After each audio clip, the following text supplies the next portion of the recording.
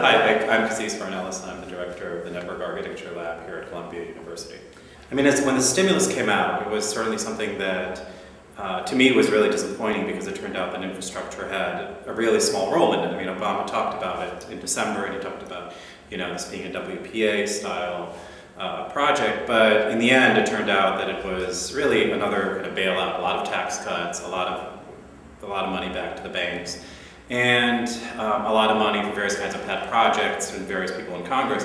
And it turned out, in fact, it probably did about the equivalent of adding 1 year of funding that's already being allocated to infrastructure. The problem with that is that at the current rates, I mean, really in the 80s, the term infrastructure has really kind of become popular as in discourse, as common discourse, since the 80s when a report was issued on America's failing infrastructure. And it was done by some people down at Duke, and it was very influential at government circles. And they said, look, at the level that is being currently invested in infrastructure, and of course this is the Reagan years, right, when there are massive government cutbacks and all sorts of government projects, if you will, and anything that has its name associated with government except for the military.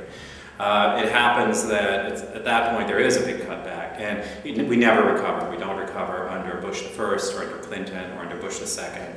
And still under Obama, unless we were to say that this year is the way every year will proceed, which it probably can't given the kind of deficit that's been incurred to make this year work, basically infrastructure has been steadily decaying. And I mean, this is something that we can see rather easily in the fact that there's been almost nothing new built during those 30 years compared to, say, the preceding time, preceding 30 years during which the highways were built, for example. And the airports were built. And certainly there was some work on airports. That's kind of by necessity, and some of that is really, user-generated, and city-generated. We pay for that with taxes to go in and out of airports.